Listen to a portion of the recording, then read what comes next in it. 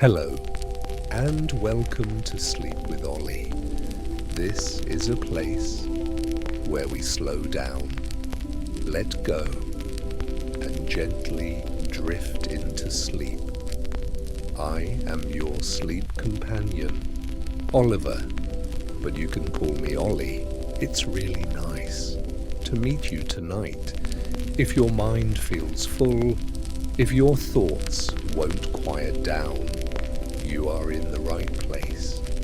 Here, there is no pressure, no noise, only calm stories and a voice that guides you towards sleep.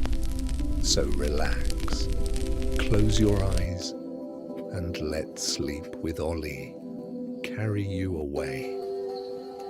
Now, we are about to begin. A dreamlike narration, perhaps a story you've heard before. Alice in Wonderland. Chapter 3. Chapter 7. A mad tea party. In front of the house, under a tree, a table had been set. The March Hare and the Hatter were having tea there. Between them, there was a dormouse, fast asleep, and the other two were using it like a cushion, resting their elbows on it and talking over its head. It must be very uncomfortable, thought Alice, but since it is asleep, it probably doesn't notice. The table was large, but all three of them were crowded into one corner. When Alice approached, they shouted, "No room!" "There's plenty of room," said Alice angrily, and she sat down in a large armchair at one end of the table. "Have some wine," said the March Hare. Alice looked around. There was nothing but tea on the table. "I don't see any wine," she said. "There isn't any," said the March Hare. "Then it wasn't very polite of you to offer it," said Alice. "It wasn't very polite of you to sit down without being invited," said the March Hare. "I didn't know it was your table," said Alice. "It's laid for more than 3 people." "You should get your hair cut," said the Hatter suddenly. He had been staring at Alice for some time. These were his first words. "You should learn not to make personal remarks," said Alice sharply. "That's very rude." The Hatter opened his eyes very wide, but only said, "Why is a raven like a writing desk?" "Ha!" thought Alice. "The fun is starting. They are asking riddles." "I think I can guess the answer," she said aloud. "You mean you think you can find the answer?" said the March Hare. "Yes," said Alice. "Then you should say what you mean," said the March Hare. "I do," said Alice. "At least, I mean what I say." "It's the same thing." "Not at all," said the Hatter. "Why, saying I see what I eat is not the same as I eat what I see." "And in the same way," said the March Hare, "I like what I get is not the same as I get what I like." "And," said the Dormouse in its sleep, "I breathe while I sleep does not mean I sleep while I breathe, but it is the same to you," said the Hatter. The conversation suddenly stopped. Everyone fell silent. Alice thought about ravens and writing desks, but she knew very little about them. The silence was broken by the Hatter. "What day of the month is it?" He took out his watch, looked at it anxiously, shook it, and put it to his ear. Alice thought, "The 4th. 2 days wrong," said the Hatter. "I told you, butter is no good." He was angry with the March Hare. "It was the best butter," said the March Hare, "but it may have got some crumbs in it." "You should not have put it in with the bread knife," said the Hatter. The March Hare took the watch, dipped it in his tea, looked at it again, but said the same thing. It was the best butter. Alice was watching in wonder. "What a strange watch," she said. "It tells the day of the month, but it doesn't tell the time." "Why should it?" said the Hatter. "Does your watch tell you the year?" "Of course not," said Alice, "because the year lasts so long." "Well, the same thing applies to mine," said the Hatter. Alice was completely puzzled. The words were English, but they made no sense at all. "I don't quite understand," she said politely. "The Dormouse is asleep again," said the Hatter, and he poured a little hot tea on its nose. The Dormouse shook its head, and without opening its eyes said, "Of course. I was just going to say that." "Have you guessed the riddle yet?" said the Hatter. "No, I give it up," said Alice. "What's the answer?" "I haven't the slightest idea," said the Hatter. "Nor I," said the March Hare. Alice sighed. "You could use your time better," she said. "Instead of wasting it on riddles with no answers. If you knew time as well as I do," said the Hatter, "you wouldn't talk about wasting it. It is a hymn." "What do you mean?" said Alice. "You wouldn't understand, of course," said the Hatter contemptuously. "I suppose you've never spoken to time." "Perhaps not," said Alice, "but I do keep time in music lessons." "Ah, that's the trouble," said the Hatter. "He won't stand being beaten. If you were on good terms with him, he'd do anything you liked with the clock. For example, 9 o'clock in the morning, the time to begin lessons. You would only have to whisper to him, and in an instant, it would be 1:30, time for lunch." "I wish it was so," said the March Hare softly. "It would be wonderful," said Alice. "But then I shouldn't be hungry." "Not at first," said the Hatter, "but you could keep it at 1:30 as long as you liked." "Is that what you do?" asked Alice. The Hatter shook his head. "No, we quarrelled last March, just before he went mad," he added, pointing at the March Hare. "We were at the Queen's concert. I had to sing, 'Twinkle, twinkle, little bat, how I wonder what you're at.' You may know the tune a little," said Alice. "Go on," said the Hatter. "Up above the world you fly like a tea tray in the sky." At this moment, the Dormouse murmured in its sleep, "Twinkle, twinkle," and went on repeating it. They pinched it to make it stop. "I had not finished the first verse," said the Hatter, when the Queen jumped up. "He's murdering the time," she shouted. "Off with his head." "How dreadful," said Alice. "And ever since then," said the Hatter sadly, "time won't do anything I ask him. So it's always 6 o'clock now." Alice had an idea. "Is that why there's always tea here?" "Yes," said the Hatter. "It's always tea time. And there's no time to wash the dishes." "So you keep moving round the table?" said Alice. "Exactly," said the Hatter. "We go on as we use things up." "And what happens when you come back to the beginning?" asked Alice. "Let's change the subject," said the March Hare, yawning. I'm bored. Let the young lady tell us a story." "I don't know any," said Alice.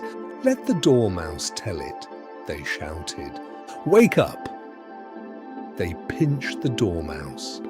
The Dormouse slowly opened its eyes. "I wasn't asleep." "I heard everything. Tell us a story," said the March Hare. "Yes, please," said Alice. "Quickly," said the Hatter, "or you'll fall asleep again." "Once upon a time," said the Dormouse hastily, "there were 3 little sisters, Elsie, Lacey, and Tilly. They lived at the bottom of a well." "What did they eat?" asked Alice. "Treacle," said the Dormouse. "That's impossible," said Alice. "They would be ill." "So they were," said the Dormouse, "very ill indeed." Alice tried to imagine it, but it was too strange. "And why did they live at the bottom of a well?" she asked. "Have some more tea," said the March Hare. "I haven't had any yet," said Alice. "Then you can't have less," said the Hatter. "It's very easy to take more than nothing." "Nobody asked your opinion," said Alice. "Who is making personal remarks now?" said the Hatter triumphantly.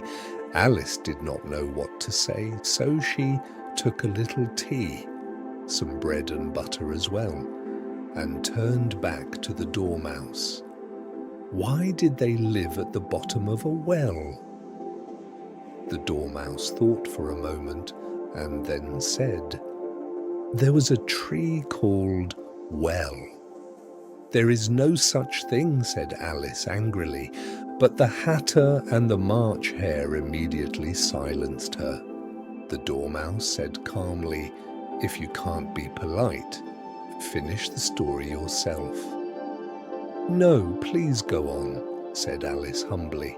"I won't interrupt again. Perhaps it really does exist." "One did," said the Dormouse angrily, but it went on. "They were learning to draw pictures." "What were they drawing?" asked Alice, forgetting her promise. "Treacle," said the Dormouse. "I want a clean cup," said the Hatter suddenly. "Everyone move one place." Everyone moved. The Dormouse changed places with the Hatter. The March Hare took his place instead, and Alice unwillingly sat down in the March Hare's seat. But this change only helped the Hatter. Alice's situation became even worse because the milk had been spilled. This time, Alice spoke carefully. Where were they drawing treacle from? "You can draw water from a well," said the Hatter. "Then you can draw treacle too." "They were inside the well," said Alice. "Of course," said the Dormouse. This answer confused Alice even more. She did not ask any more questions. The Dormouse went on. "They were learning to draw pictures. They drew everything. Everything that began with the letter M." "Why M?" said Alice. "Why not?" said the March Hare. Alice fell silent. The Dormouse began to doze again, but the Hatter pinched it awake. It started suddenly and continued. "Things that begin with mem, mousetraps, the moon, memory, and muchness. You know when you say, 'A great deal of muchness.' Have you ever seen a drawing of that?" "I don't know," said Alice, puzzled. "Then you shouldn't talk," said the Hatter. This was too much for Alice. She stood up and walked away in anger. The Dormouse immediately fell asleep. The others paid no attention at all. Alice looked back a few times, hoping they would call her back, but the last thing she saw was them trying to put the dormouse into a teapot. "I will never go there again," said Alice. "It was the stupidest tea party I have ever been to." As she walked through the wood, she saw a door in the trunk of a tree. "How very strange," she said. "But everything today is strange. I'll go in." And she did. In an instant, she was back in the long hall again. The glass table, the little key, everything was there. "This time I will succeed," said Alice. She took the key, opened the door, then ate a little of the mushroom, grew to about 30 centimeters, and went through the passage. And at last, she reached the beautiful garden, colorful flowers, cool fountains. Chapter 8: The Queen's Croquet Ground. At the entrance of the garden, there was a large rose tree. The roses on it were white, but 3 gardeners were painting them red. Alice found this very strange and came closer. She heard one of them say, "Be careful, 5. Don't splash paint on me." "I didn't do it," said 5. 7 hit my elbow. 7 immediately said, "You always blame others." "Don't talk," said 5. "The Queen yesterday said your head should be cut off." "Why?" said the other. "That's none of your business," said 7. "It is my business," said 5. "I'll tell you. You brought the cooked turnip roots instead of onions." 7 threw down his brush. "That's very unfair," he began. But then he saw Alice and suddenly stopped. The others turned as well, and all of them bowed. "Could you tell me," said Alice timidly, "why you are painting the roses?" 5 and 7 were silent. 2 spoke up. "Well, the thing is," he said quietly, "this tree was supposed to have red roses, but we planted white ones by mistake. If the Queen finds out, she will have all our heads cut off. So, we are trying to fix it before she comes." Just then, 5 shouted, "The Queen! The Queen!" All 3 gardeners threw themselves to the ground. Footsteps were heard. Alice looked up in excitement. First, 10 soldiers came marching. They were all flat and shaped like cards. Then 10 courtiers, decorated with diamonds, walking in pairs. After them, 10 children, holding hands, decorated with hearts. Then came the guests, kings, queens. Alice saw the White Rabbit. He was speaking very quickly, but he did not notice Alice. Then the Knave of Hearts appeared, carrying the king's crown. And finally, the King of Hearts and the Queen of Hearts. Alice wondered whether she should bow to the ground, but she could not remember any such rule. Besides, no one would see me, she thought, so she stayed where she was. The procession stopped. Everyone looked at her. The Queen asked, "Who is this?" She asked the knave, but he only bowed. "Fool," said the Queen. Then she turned to Alice. "What is your name, child?" "My name is Alice," said she politely. But inside she thought, "They are only cards." I need not be afraid." "And who are these?" said the Queen, pointing to the gardeners. Alice answered bravely, "I don't know. It is no business of mine." The Queen turned very red. "Off with her head!" "Nonsense!" said Alice loudly. The Queen fell silent. The King said gently, "She is only a child." The Queen turned angrily. "Turn them over!" The knave lifted the gardeners. "All stand up," said the Queen. The gardeners immediately bowed again. "That's enough," said the Queen. "You are making me dizzy." Then she looked at the roses. "What have you been doing here?" "Your Majesty," said two. "Oui, I see," said the Queen, and she shouted, "Off with their heads!" 3 soldiers were left to catch the gardeners. The gardeners ran towards Alice. "You can't cut them off," said Alice, and she quickly hid them inside a flower pot. The soldiers searched, but could not find them, and walked away. "Are they beheaded?" shouted the Queen. "Beheaded!" shouted the soldiers. "Good!" said the Queen.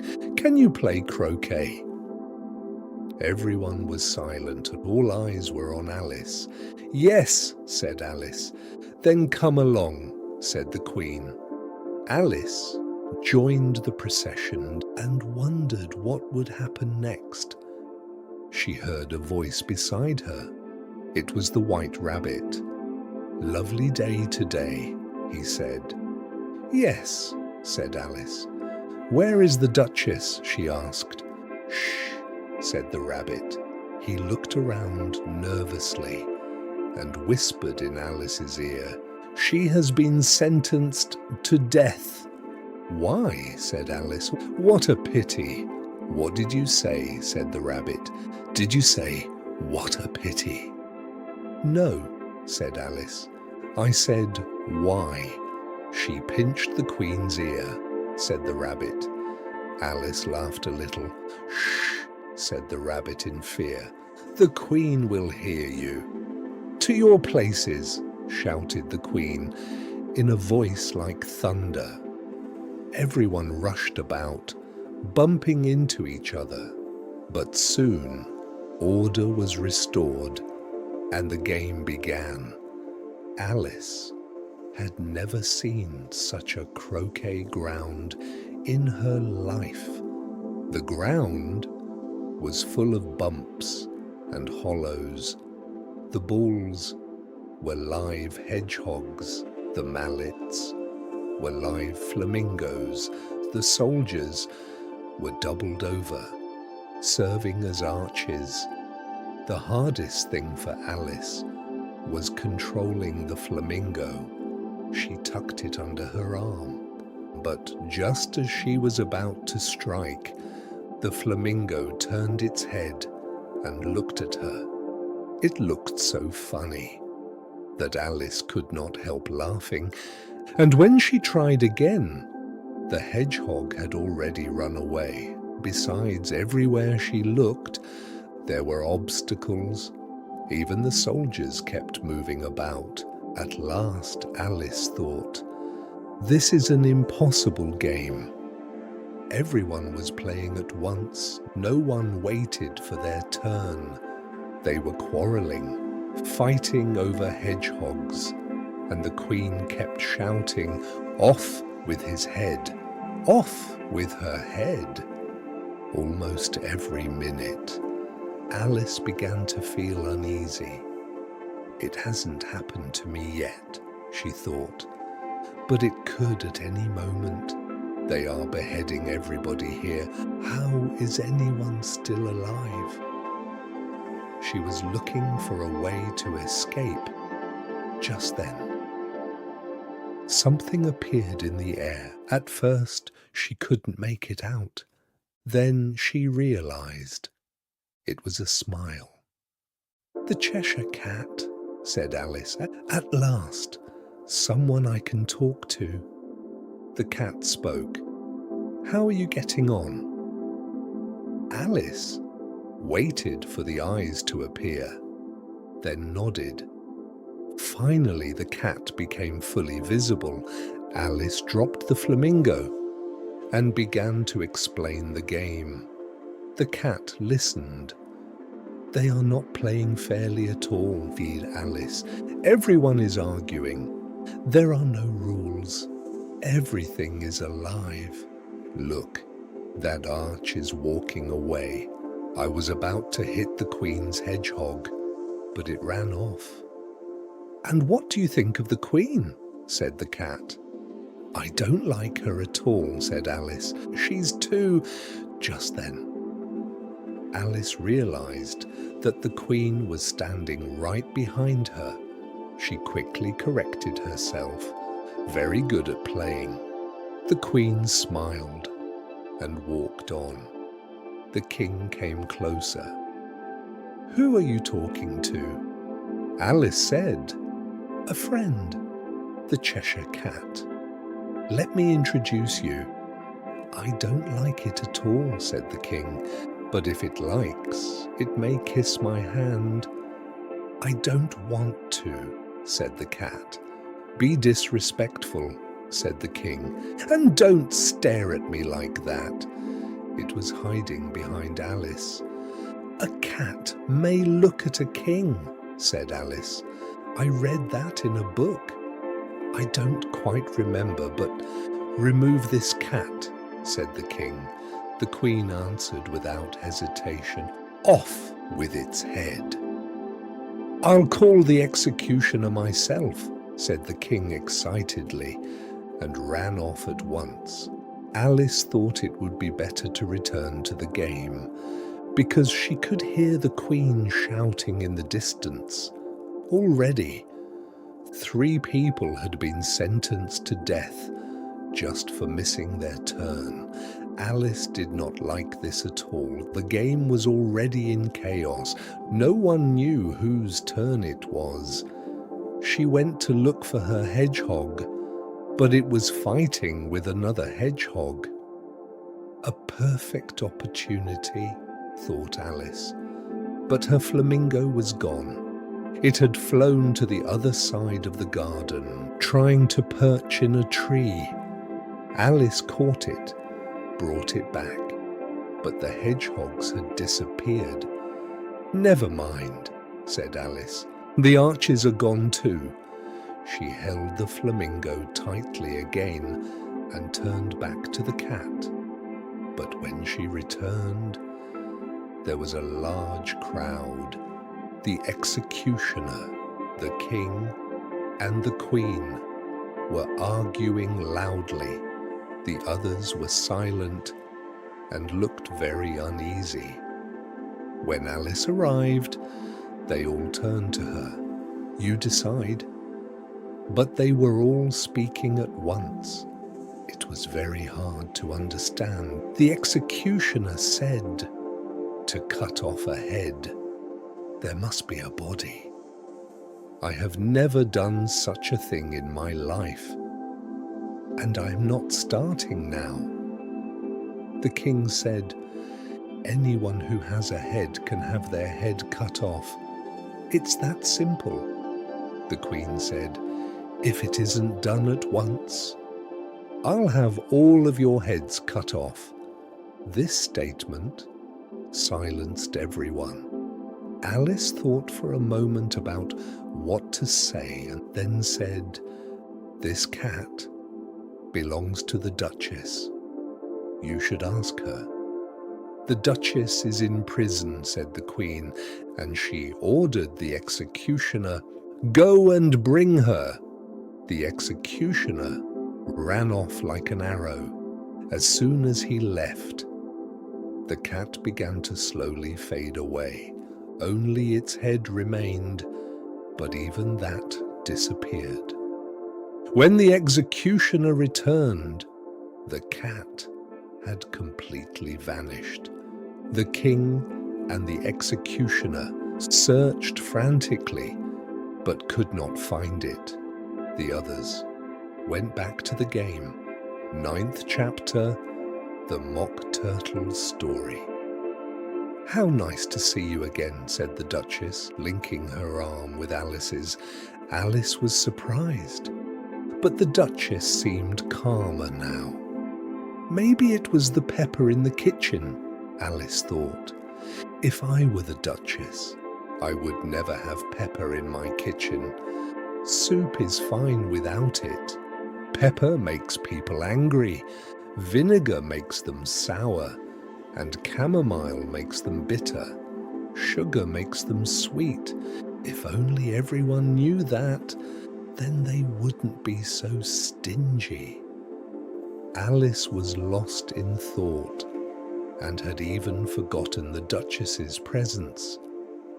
"You are thinking about something," said the Duchess, very close to her ear, "and you are forgetting to talk." "I don't know what it is," said Alice, "but I'll remember it soon." "Perhaps there is no lesson," said Alice. "There is a lesson to everything," said the Duchess, "provided you can find it." Alice did not like walking so close to the Duchess because she was both ugly and her chin kept digging into her shoulder, but she said nothing. "The game is going better now," said Alice. "Yes," said the Duchess, "and the moral of that is, love makes the world go round." "Some people," said Alice, "think it would be better if everyone minded their own business." "Exactly the same thing," said the Duchess, pressing her sharp chin into Alice's shoulder. "And the moral of that is, take care of the scents and the sounds will take care of themselves." Alice thought to herself, how fond she is of finding morals in everything. "You may wonder why I don't put my arm round your waist," said the Duchess. "The reason is, I'm not quite sure about the temper of your flamingo." "Shall I try?" said Alice cautiously. "It might bite," said Alice. "Quite right," said the Duchess. "Flamingos and mustard both bite. And the moral of that is, birds of a feather flock together." "But mustard isn't a bird," said Alice. "Quite right again," said the Duchess at once. "You explain everything so beautifully." "I think it must be a mineral," said Alice. "Of course it is," said the Duchess. "There's a large mustard mine here. And the moral of that is, the more there is of mine, the less there is of yours." "I found out," said Alice. "It's a vegetable." "It doesn't look like one, but it is." "I quite agree with you," said the Duchess.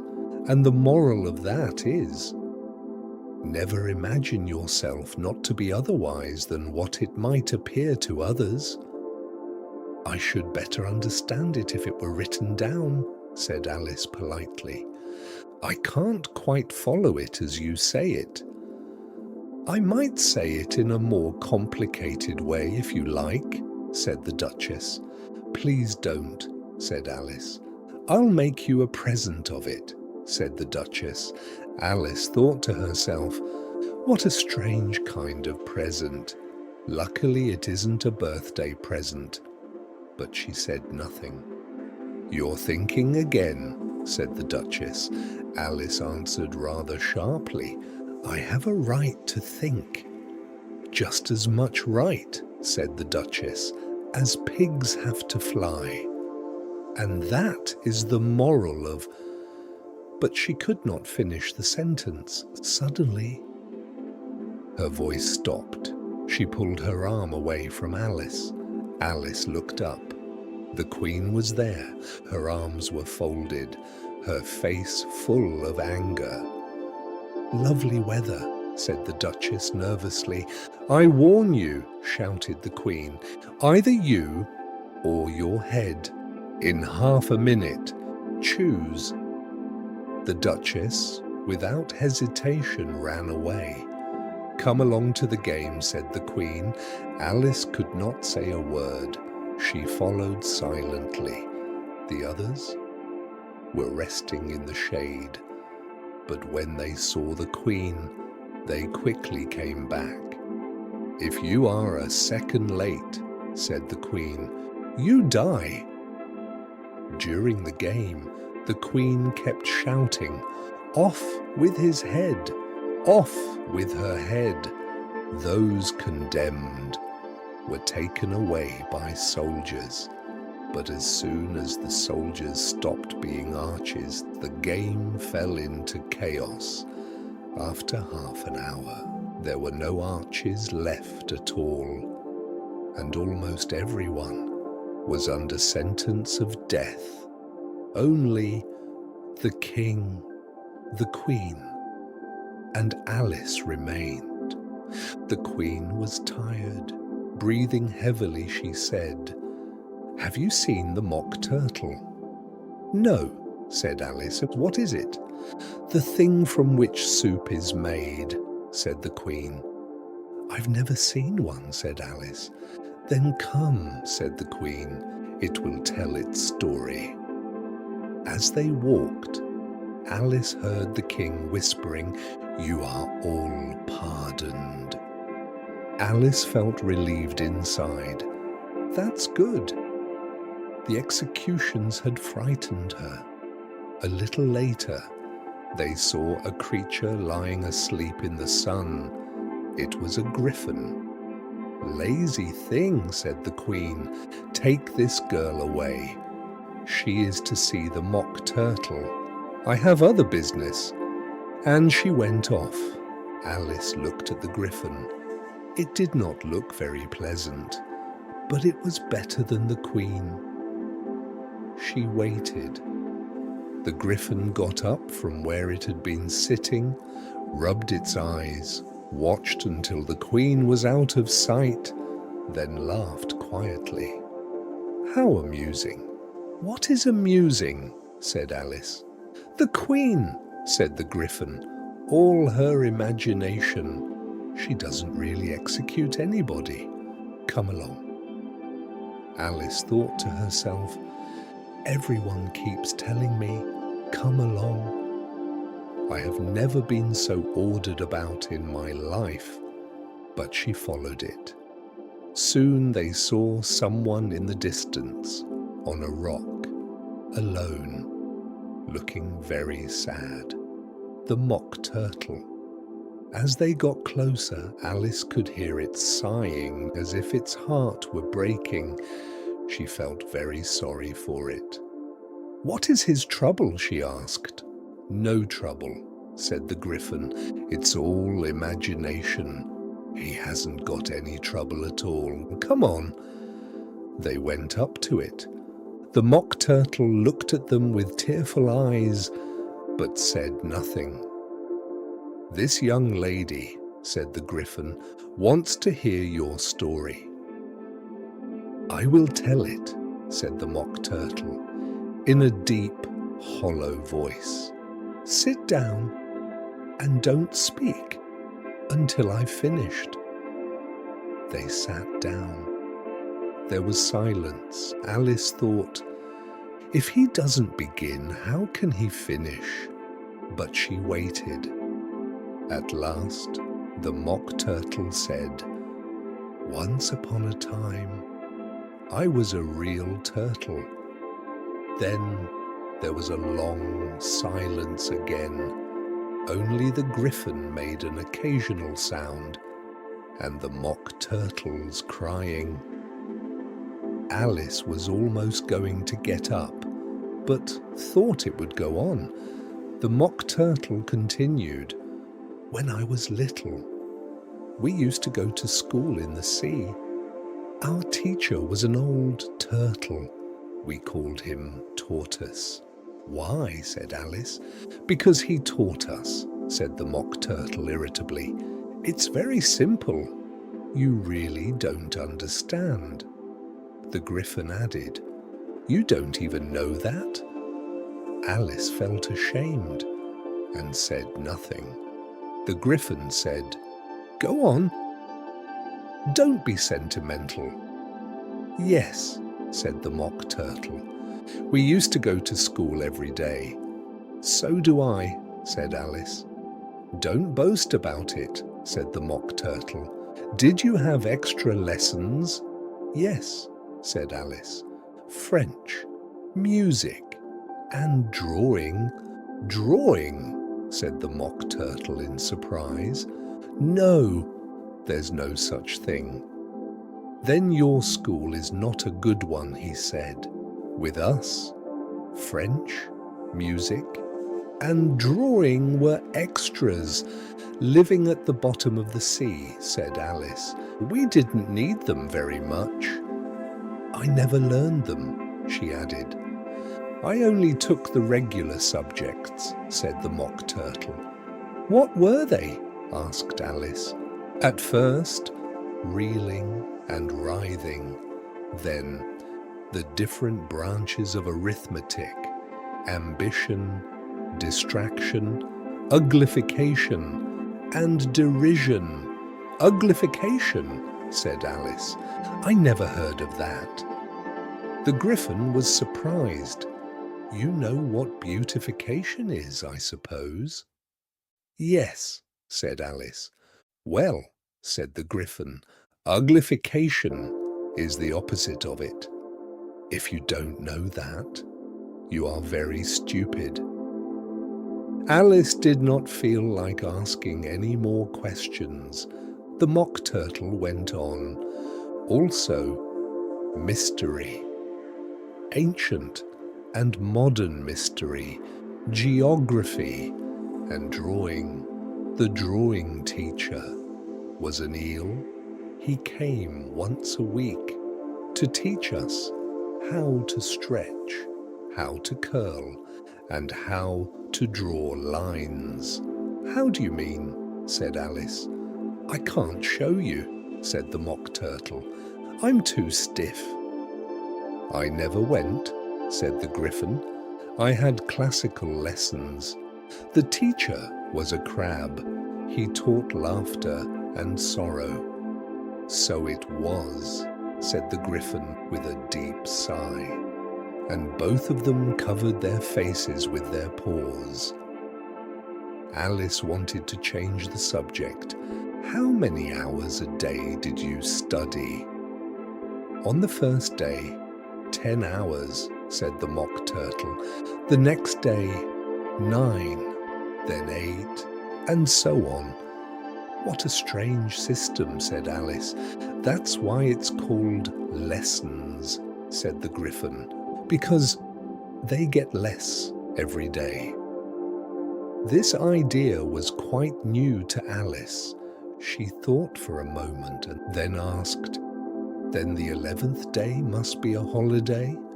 "Of course," said the Mock Turtle. "And the 12th day?" asked Alice curiously. "That's enough about lessons," said the Gryphon sharply. "Now tell her about the games." For Chapter 4, don't forget to follow the channel. Ollie wishes you a peaceful night and sweet dreams.